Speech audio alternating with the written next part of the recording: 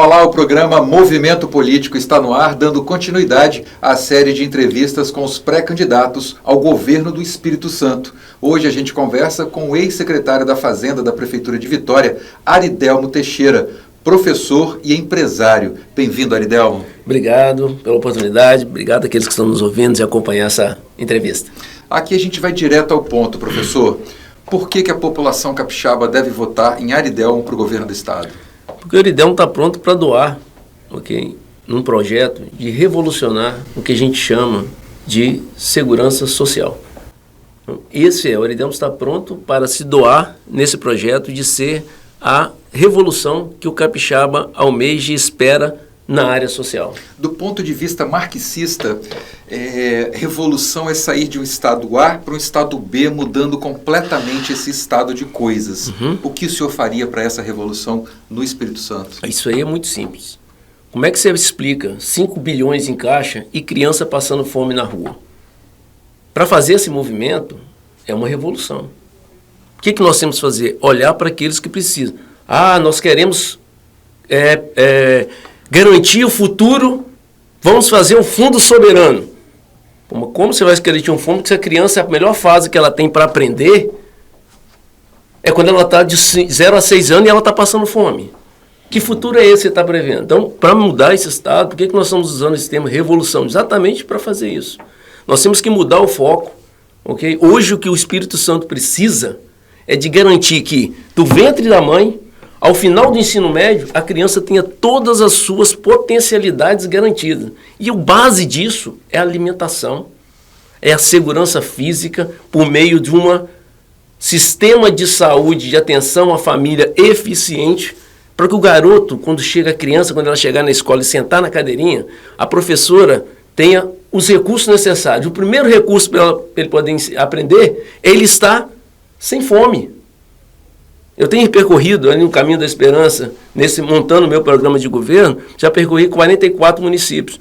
Em todos os municípios tem pessoas cuidando porque tem criança passando fome. Então, como é que a gente vai permitir isso? Então, precisa disso, um termo forte realmente. Precisamos de uma revolução social. Fazer fundo soberano para dar dinheiro para a empresa, enquanto as nossas crianças passam fome, dizendo que esse dinheiro é para garantir a geração futura. Essa geração de famintos vai chegar lá como? Isso é uma crítica direta à atual administração que diz que as contas estão saneadas aqui no Espírito Santo? É porque não entendem o processo. As contas saneadas é um meio, não é um fim, não é um ponto de chegada, é um ponto de partida. Então, feito isso, você tem que alocar os recursos para garantir o quê? O básico no futuro. O que é o futuro? O futuro é consequência do hoje. Se eu estou com pessoas passando fome hoje, como é que eu espero que essa pessoa lá na frente seja produtiva? Principalmente que eu estou falando de criança, na fase de desenvolvimento, ela precisa de ter o quê? Segurança alimentar, segurança psicológica, ter um ambiente adequado. Se você não produz isso, você está tirando as oportunidades dessa criança que vai virar um adulto amanhã. Aí você vai cuidar dela com o fundo soberano hoje? Não faz sentido. Então, por isso que tem que ser uma revolução. Não pode mais acreditar que, com pequenas reforminhas, você vai conseguir botar o Estado do Espírito Santo em pé. É fazer o mesmo que nós fizemos há 20 anos atrás. 20 anos atrás, talvez parte dos capixabas que não viveram essa realidade, o Estado não tinha dinheiro para pagar o salário dos professores, não tinha dinheiro para pagar, estava todo mundo salário atrasado, as contas, fornecedores, tudo atrasado. O Paulo Artung trouxe na época o quê? Uma esperança de reorganizar isso. E o fez com 8 anos. Então ele pegou e a sociedade entendeu utilidade de você manter as contas em dia. Então, ter o A é extremamente importante, mas é ponto de partida. Ele não pode ser um fim em si mesmo. Então, se você não tiver habilidades gerenciais de fazer um planejamento, fazer com esse A se reflita no A social, esse é o nosso projeto. O senhor seria uma continuidade do governo Paulo Artung? Não, o Paulo Artung, o governo dele, ele tinha um ciclo de esperança que era o quê? Ter um Estado organizado. Agora nós queremos iniciar uma segunda onda de esperança que é o quê? Um Estado socialmente justo. O que é isso? Toda criança até o ensino médio tem a sua plenitude, tem as suas necessidades satisfeitas para que ele tenha a oportunidade e possa efetivamente ser dono das suas ações daí para frente. Ou seja, ele tem a liberdade de escolher se ele quer ir para a universidade, se ele quer ser técnico, se ele quer empreender, ou seja, o que ele quer fazer. A fome pelos 4 cantos do Espírito Santo que o senhor diz que já percorreu, assustou o senhor? Assustou. Assustou porque você vê diversos programas sociais sendo elardeados como, né, que tem esse fim. Quando você chega lá, você fala, poxa, mas por que isso não está chegando? Né? Como é que eu fui lá em Moço do Sul, no sopão da Rosinha? Uma trabalhadora que na hora de folga consegue reunir amigos para coletar verduras e tal na cidade e cozinhar para a criança. E você vê que ela fala assim, não, quando ele sai daqui com a barriguinha cheia, ganhei o dia.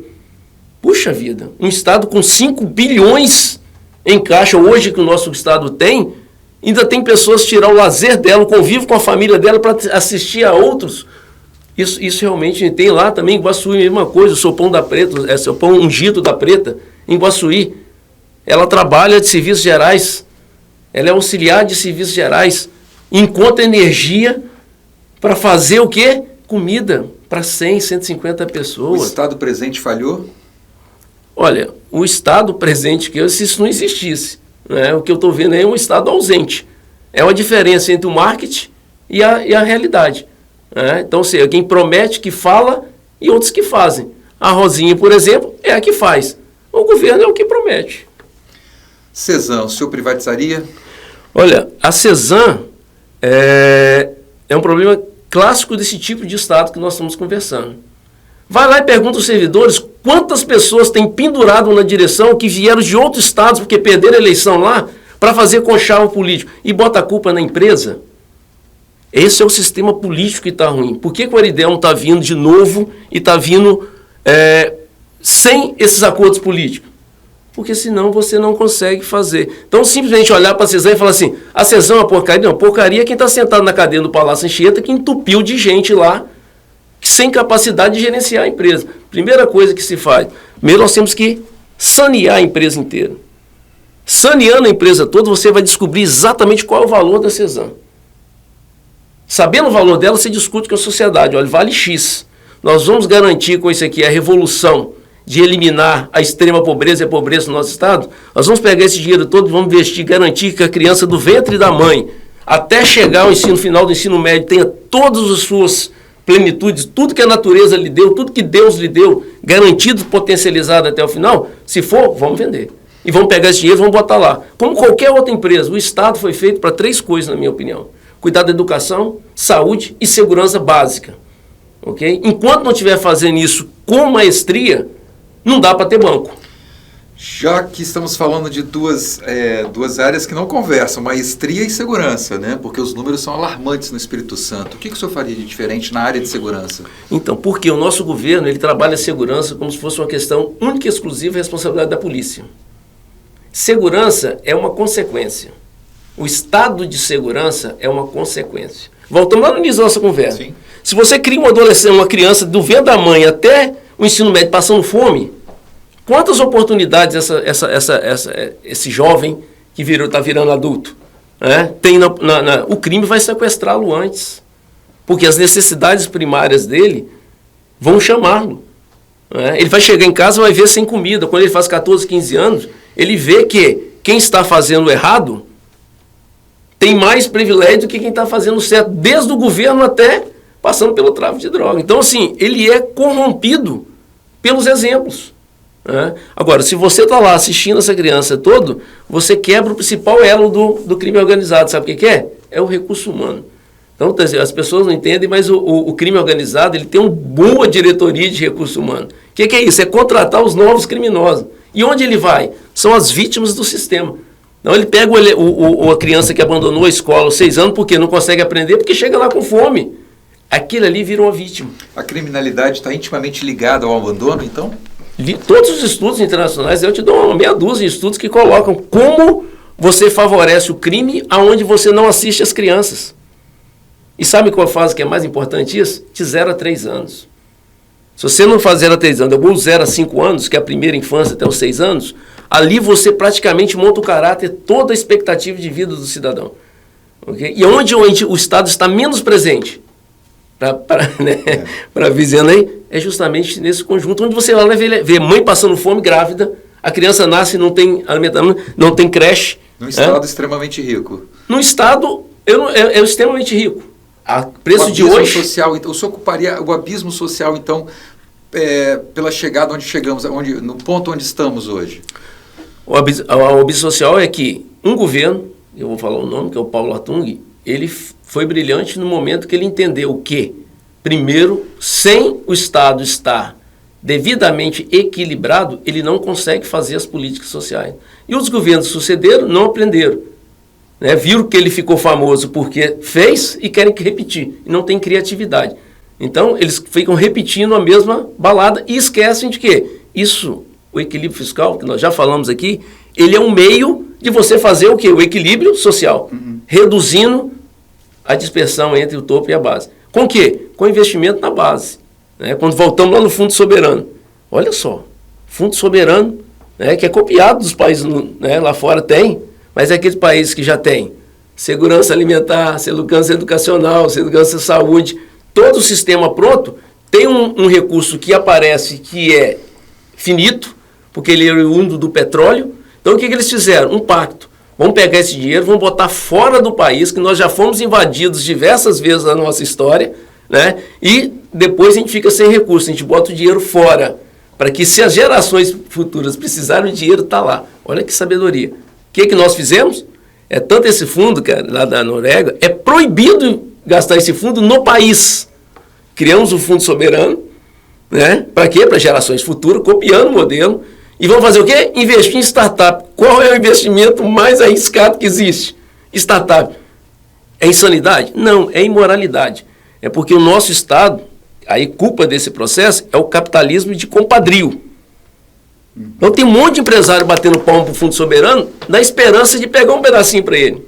Nós vamos pegar, isso aí já fica primeira medida, dia 1º de janeiro, acabou o Fundo Soberano. Por isso que a gente chama de revolução social. Não é fazer emendas, é transformar. O senhor sabe que para tocar uma revolução social, seja ela qual for, o senhor precisa de apoio de todos os órgãos instituídos, né? E harmônicos, inclusive a Assembleia Legislativa. O senhor fala muito em não caminhar com 16, 18, 20 partidos. Como é que o senhor pretende ter apoio na Assembleia sem caminhar, sem fazer concessões, inclusive de emprego, de estatais, a serem concedidas para o compadrio, desculpa a expressão? Bom, primeiro é o seguinte, o poder instituído maior que existe na democracia chama-se povo. Povo, claro. Então, por isso que eu estou trabalhando arduamente, percorrendo todos os municípios, construindo um plano com o povo. Então, o Aridelmo, se eleito for, é com o programa de governo a ser executado, construído pelo povo. Okay? Eu não estou contratando nenhum técnico para fazer o meu programa de governo. Eu estou indo lá no sopão da Rosinha e ver como que ela está fazendo, o que a comunidade precisa e como é que eu coloco isso no meu plano de governo. Esse plano de governo, a partir desse momento, deixa de ser do Aridelmo e passa a ser um plano de governo do povo. Ok? Então, com base nesse plano, nós vamos chamar os parlamentares e vamos negociar com ele em cima desse plano. Porque é muito interessante. Eu tive essa experiência na Prefeitura de Vitória que você citou. Foi a mesma coisa. Ok? Nós chamamos os vereadores e falamos assim, olha só, vamos deixar essa velha política de pegar os seus cabos eleitorais todos e empregar? Vai na sua comunidade, vamos poupar esse dinheiro com mais economia de hora extra do secretário, mordomia, carro do secretário, mais hora extra, mais isso, mais aquilo. Vamos juntar esse recurso e vamos na sua comunidade e você vai conversar com ela e nos eleger qual é a prioridade dela. E você vai entregar aquela prioridade que está ali há 20 anos se arrastando. Ao invés de eu trazer 10, 15, 20 carros comissionados seu, me traga essa. Nós vamos trabalhar para conseguir o dinheiro para fazê-lo. Dos 15 parlamentares, 13 são da base. E com 1 ano e meio de governo, com 50% dos cargos comissionados sem preencher. Por quê? É o PAC que está no governo. O que se discutiu com a população na eleição passada foi paz e igualdade, que era o lema, ok? Sim. A igualdade vem da onde? Os investimentos têm que ser feitos de forma igualitária na cidade. Por onde nós começamos os investimentos? No lado que sempre foi esquecido. Né? Então, nós começamos lá, vamos reformular toda a orla de São Pedro ali. Né? Primeiro investimento, 84 milhões. Segundo problema da região ali, qualquer alagamento quando a maré sobe. Foi feita a licitação semana passada, mais 147 milhões. Ou seja, só essas duas obras são 200 milhões. O orçamento da Prefeitura de Vitória é um pouco mais de 2 bi. Só nessas duas questões foram investidos lá 10% do orçamento de um ano. Isso está sendo feito o quê? Nessa nova forma de se comunicar com o representante do povo, seja na Câmara o vereador ou na Assembleia. Vou dar mais um exemplo. O meu partido, que é o Novo, o governo de Minas, pegou o estado lá quebrado e são mais de 80 parlamentares lá na Assembleia. Sabe quantos tinha o nosso partido? 3. Ele conseguiu botar os salários em dia, quando negociou com todos os vereadores, o Estado lá já não passava o dinheiro para os municípios há 8 meses, sentou com todos os prefeitos, com seus deputados daquela região e repactuou todo o processo e conseguiu fazer essa harmonia completa. Hoje ele tem maioria na Assembleia, sem negociar um cargo. Ou seja, o parlamentar, que às vezes a gente bota a culpa nele, né, o deputado que está lá, que bota a culpa nele de trazer o cargo, é o que se é oferecido na mesa. Não tem outra opção. Nós vamos dar outra opção para ele. Ele foi eleito com qual plataforma? O que é importante para a base dele? É isso que nós vamos desenvolver para a base dele. E como eu tenho viajado, vou viajar aos 78 municípios, essa questão da segurança alimentar, a questão da garantia da creche para a criança enquanto os pais trabalham, ou seja, melhoria do ambiente ali na família, é o que a reivindicação maior. Eu tenho certeza que os parlamentares que serão eleitos nessa nova legislatura agora, dado que o plano, né, de governo do Aridelmo, ele traz toda essa visão de baixo para cima, não é uma visão construída de cima para baixo, os parlamentares se sentirão acolhidos nesse plano e nós vamos construir com os 30 deputados da Assembleia, mão a mão, ok? Não é porque eu não vou fazer conchavo em distribuir governo em torno de cargos, ou seja, de distribuir cargos. Não, nós vamos distribuir entrega. E eles serão responsáveis, juntamente com o governo, que é um negócio, é um projeto a ser construído e realizado por diversas mãos. Eu estou dizendo que o Aridelmo está pronto para liderar esse processo. Mas o protagonista serão os deputados, serão as organizações sociais que estão espalhadas pelo nosso estado, as escolas, os postos de saúde, ou seja, o instrumento, o líder é o Aridelmo enquanto o governador, se eleito for.